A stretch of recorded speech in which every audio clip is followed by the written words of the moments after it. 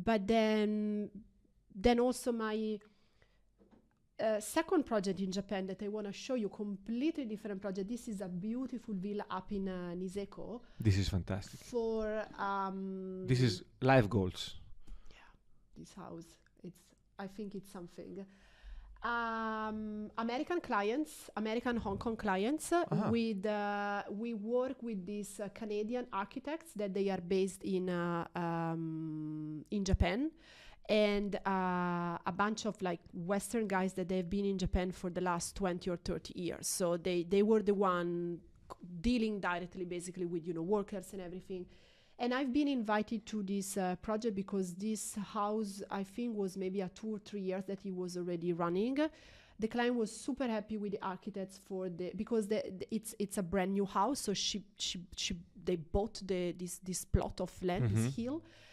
They decide the footprint of the house. They designed all the flooring and everything, but they couldn't make it through the furniture selection and lighting selection. So they've been 3 years of like rejection, and then luckily for me and for them, I came on board on this project, and we managed together to do this very sophisticated selection. Was one of the clients that they asked me to only pick Italian furniture and Italian lighting. So it was, we did a few exceptions, I see a couple of exceptions. Yeah, but it was one of the requests. So the house is it's a very calming house. It's very architectural.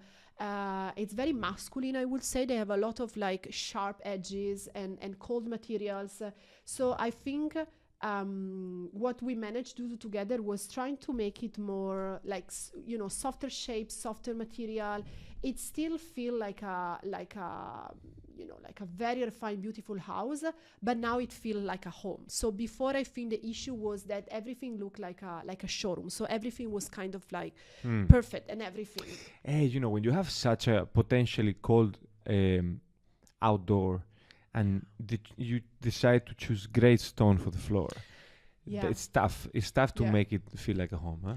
But all the materials was picked and installed, so I managed to change a few of those, but then most of it, so they were kind of like, this is the bare shell, this is the house, so it's built ready. This. So we try to, even for example, we managed to redesign some of the small washroom. Again, just adding like a round cut mirror, a kind of like playful lights, just to again, I'm breaking the rules here because the rule of the house are like sharp orthogonal light. So I went again on the opposite. I'm trying to break the rules in order to give them something different. But let's say, I have to say, you were, I think it was a brilliant choice to have that, let's say, hyperbole curve cut mirror glass because it's still mathematical. Yeah, I mean, it's just a small details, but I think it makes so much difference. And in this case, the client, they will keep telling me like, we have been through all of this selection, and I know that they don't work, but I don't know why. Yes. Like I don't like it. It's not a color, it's not a shape, it's not a brand. At the end of the day, I pick basically from the same brand that the architect they were picking. So, but she couldn't. I think she couldn't understand what was. So I try to. As we were saying before, try to understand what do you want out from this house. Like, okay, sure. like what is your family? How you're gonna using? You're gonna have guests. How you move around the house or this kind of things. So this was like the open kitchen. So you can see that it's all very, very clean, very, very formal. So in some area we kept this rigidity because it's in the public areas basically.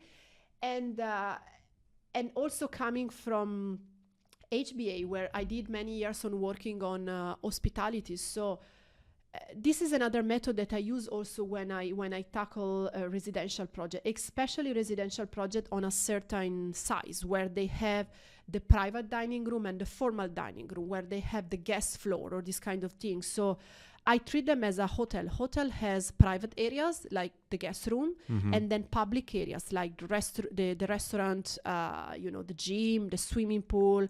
and you need to, first of all, the outlook, the materials that you pick, and also the flow. Like, you don't want to mix up, whoever is coming out from, the dining room, and maybe some guests that stay in. So you really need to work on layers on this kind of thing. So, because again, at the end of the day, interior design is not about, it's about aesthetic, but it's not just about aesthetic. It's about, the layout of the house, how you move through the house. Yes. So, and yeah, no, 100%.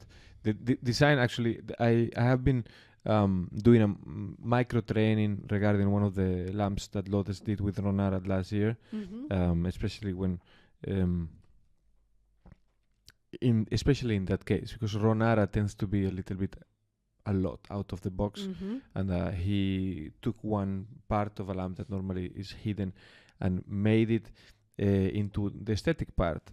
And I was trying to put together a few paragraphs and to tell them that this sparks a question